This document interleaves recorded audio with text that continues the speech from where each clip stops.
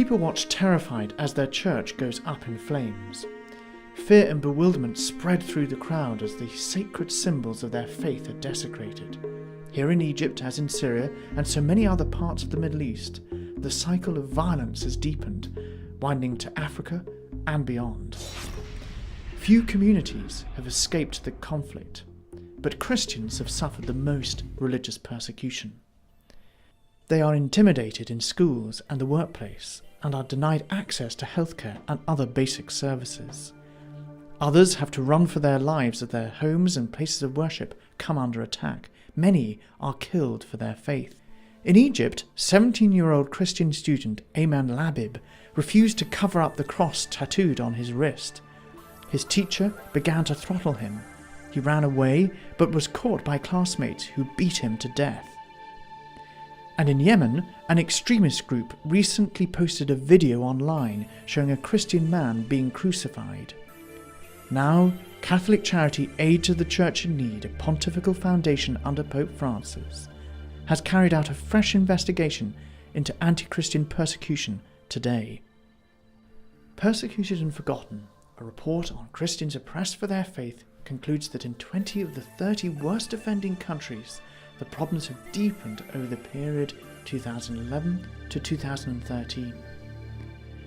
A massive exodus of Christians is taking place from key regions where until recently they were strong in number and influence.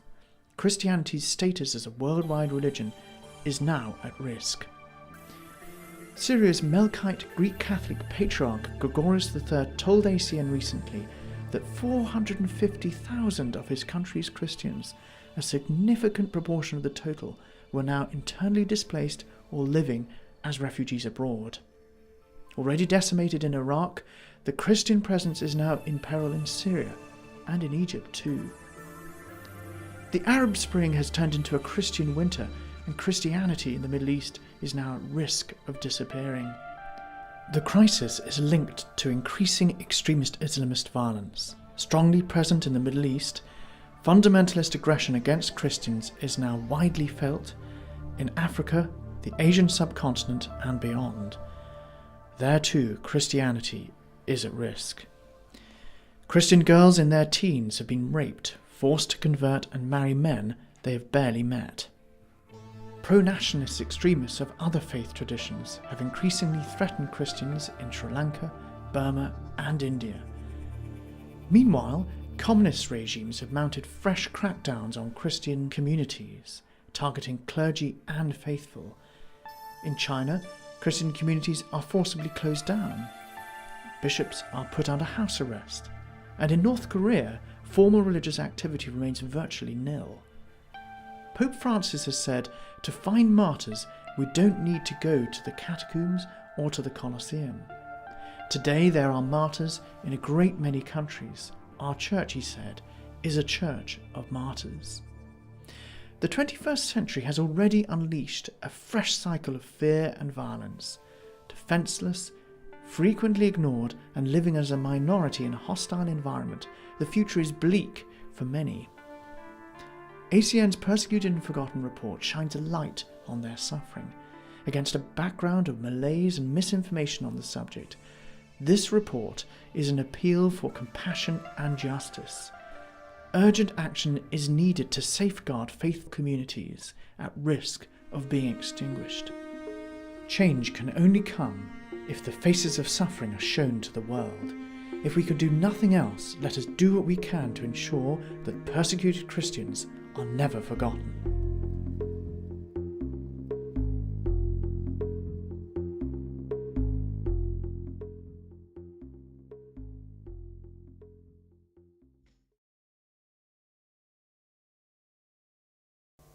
We see, if there is one major point that emerges from Persecuted and Forgotten, it's this: that the increasing threat to Christians in so many parts of the world is really tantamount to a human rights disaster. Forced underground, forced to emigrate, forced to convert, forced into marriages they don't want. And here I'd very much like to underline everything that Sister has said, particularly about how Christian women are particularly targeted, and also Christians forced from their jobs. The list of suffering experienced by Christians goes on, and it goes on largely unreported. And this is something that we wanted to draw out in very clear terms in this report. The map shows how persecution really is a problem that is experienced across the globe. From east to west, of course, there are countries where the problem is particularly severe, but the map is important to show the sheer extent of that.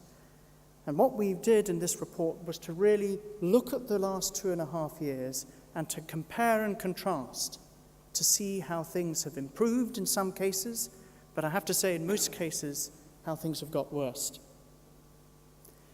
And I think the point needs to be made that Christians are persecuted.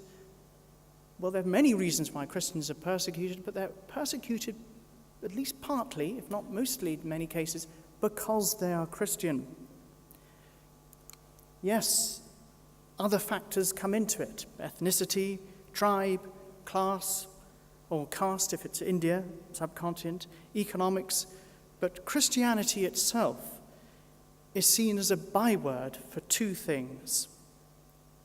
First can be grouped around a few former words which would include neocolonialism, liberalization, offshoots of a growing antipathy to the West, whose influence is inextricably linked, quite wrongly in many cases, to the Christian faith.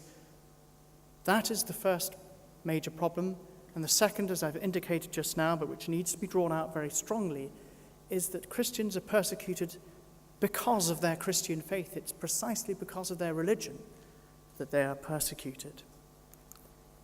And as we've heard already today, Malula and what has happened there last month provides us with a key example of that. And I can't pass by this moment without referring to my own visit to Malula in happier times in 2005, and to show how the events of particularly in September with the attacks that took place, how severe the persecution has been, and particularly to draw out the story which his Beatitude has already focused on, involving those three men who received a knock on their door and who were asked if they would convert and abandon their Christian faith. And what really touches me about this story is how they replied. It is said that Sarkis, the youngest present, I'm sure Beatitude will correct me, Sarkis, the youngest present, said to these people, pointing a gun at him and the other two, "I am a Christian, and if you want to kill me because I'm a Christian, then do it." And with that, indeed, he was killed. And his Beatitude told me about this a few days after when I spoke to him to do with the plans for today, and he himself presided at their funeral, which took place in his patriarchate, his cathedral, and he told me, and he said many times, how he wept at their funeral. And you sense the emotional impact of these three people who went to their deaths. And really, what Persecuted and Forgotten does is to fight for justice on behalf of the families of these people who died and who had no justice, even though this was a Christian community going back time immemorial. Where is the justice? What Persecuted and Forgotten does is to shine a light on the need to tell the truth, really, what is going on here, and to find a way to push forward a way that pursues justice, but not at the expense of peace.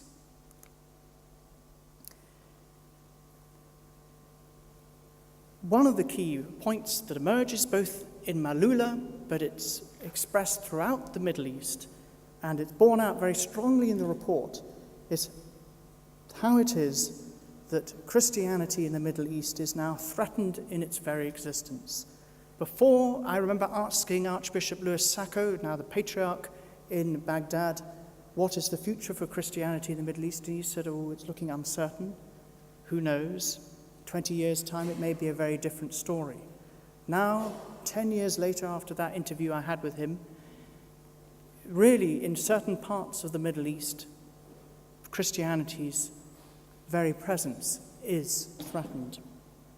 But what we're here to do today is not to mourn its demise, but to celebrate how Christians are determined to stay in their homeland, and how that determination shapes and directs everything that Aid to the Church in Need does.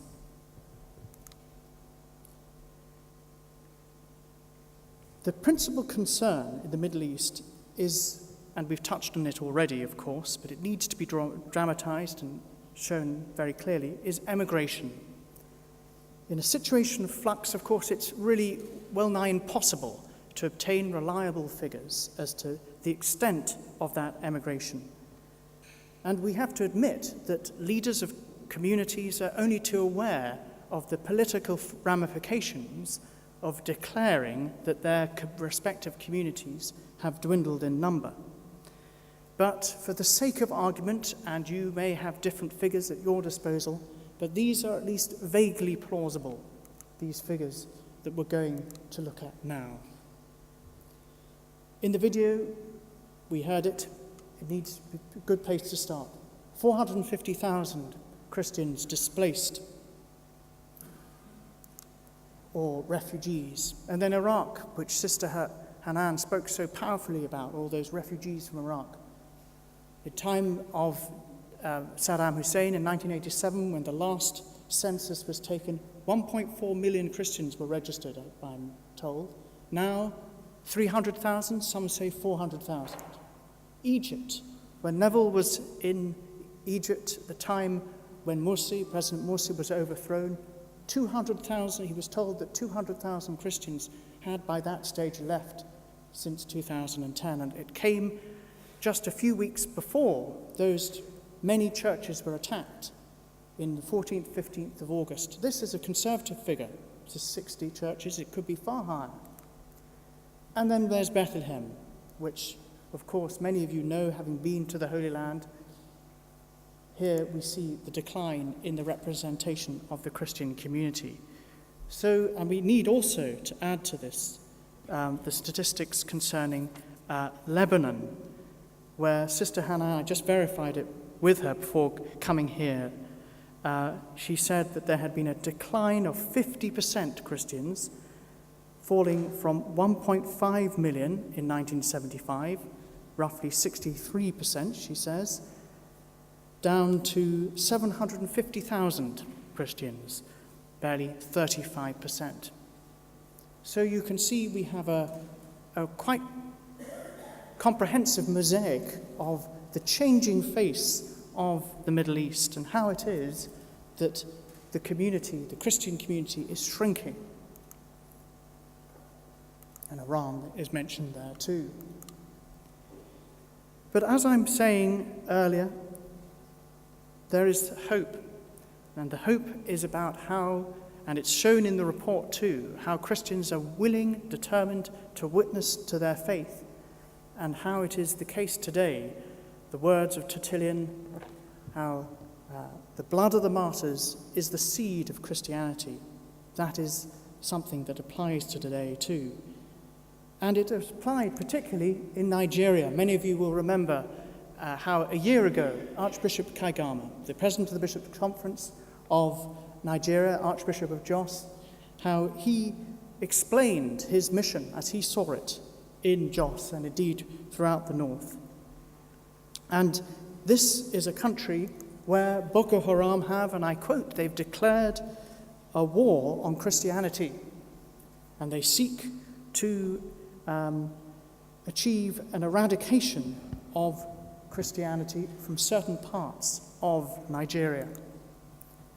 Well, for my sins, and they must be many because it's not a nice place to go, for my sins I went to northern Nigeria, to Maiduguri, not quite to Maiduguri itself, but to the area around, certainly to Jos, to Yola in the east, and across to Sokoto, near Sokoto in the northwest. And there we learned of how it is the case in Maiduguri that there are up to 50 out of the 52 churches in that diocese, in Maiduguri, have been either damaged or destroyed, not just by Boko Haram, but by other groups too.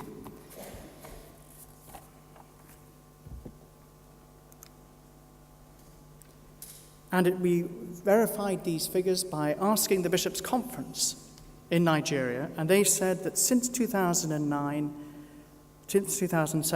the Catholic Church in Nigeria has recorded more than 700 attacks against churches. And that's what we were. We went to see these churches. And on one morning in Kaduna, which is the provincial capital of the north, we visited no less than 7 churches in the course of one morning, and all of these churches were either razed to the ground or badly damaged. And we spoke to the various communities to find out how it was that they were coping in this situation. This is one community. And here's another. Behind where the catechist stands, he's in one in purple, behind him was the presbytery, and there Father James Odion, parish priest there in 2002, he was burnt on that site, and he died from his wounds in hospital a few hours later. But this is the key thing. Stephen, the catechist, he said that the church remained open, despite the fact that in that particular church, it's received attacks 3 times since 2002, and they still come back. Even though the area around is unsafe, the parishioners come back and they have Mass in that church to show that they're not beaten. And then we went to this church, to St. Rita's Church, Kaduna, and there we saw the impact of an attack that took place on the 28th of October last year. And we didn't have long to stay there because it was unsafe. They didn't want us lingering.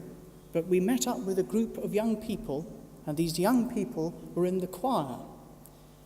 And they were sat at a particular part of the church which, unfortunately, bore the brunt of the attack.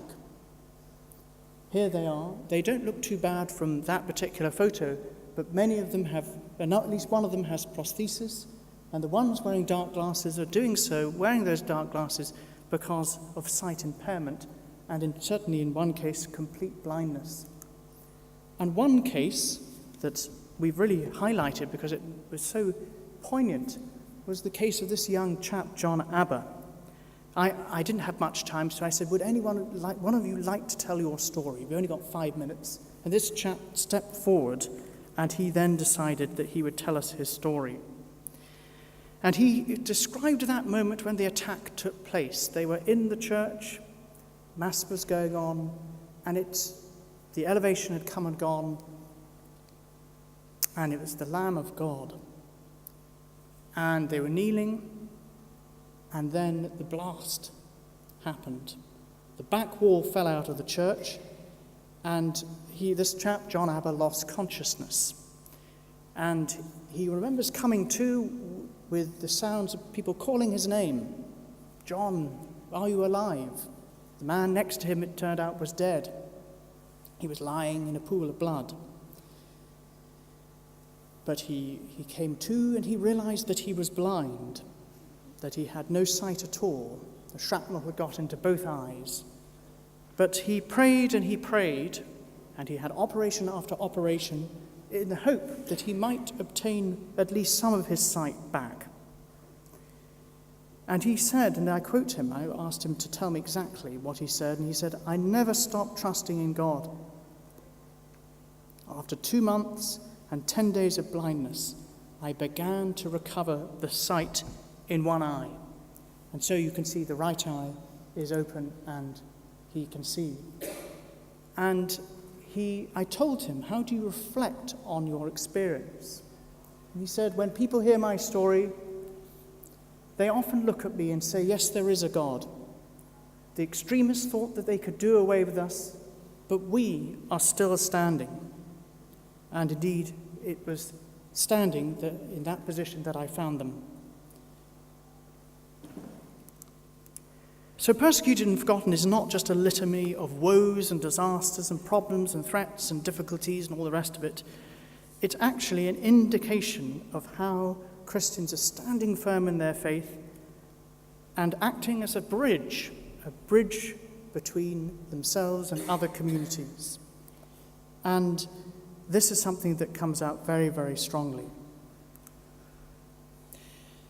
And what we want to do in this report is to show how through your prayers, your support for people like bishops in China, and through your support for all sorts of other communities, you're enabling the church that is suffering to remain standing.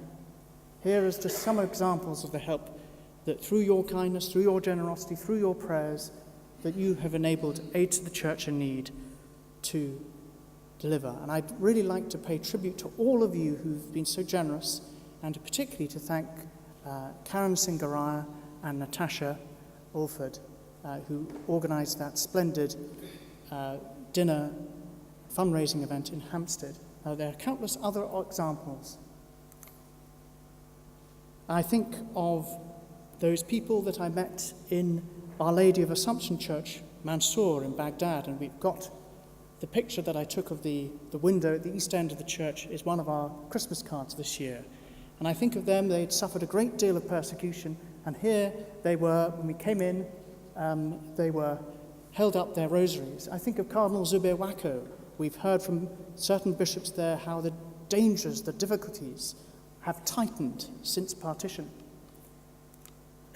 But if we want a symbol, a face to focus on that gives us hope, I suggest we look at Chioma Dike from Nigeria. I interviewed her in the church where on Christmas Day her son and two other children of hers and her husband, Williams Dike, were killed. And she stood in that church. We have this on our website. And I interviewed her again. I asked her, where is your faith in the midst of this tragedy? She, fortunately, as we can see, survived. She wasn't there. She was preparing the Christmas lunch. But she said this: I have a broken heart. I know only God can save me. I will never lose faith in God. Our media may, it would seem, be largely uninterested in the plight of Christians, or so we may think sometimes. Our politicians may sometimes appear indifferent too. But we are not indifferent, and more importantly, nor is God either. Thank you very much.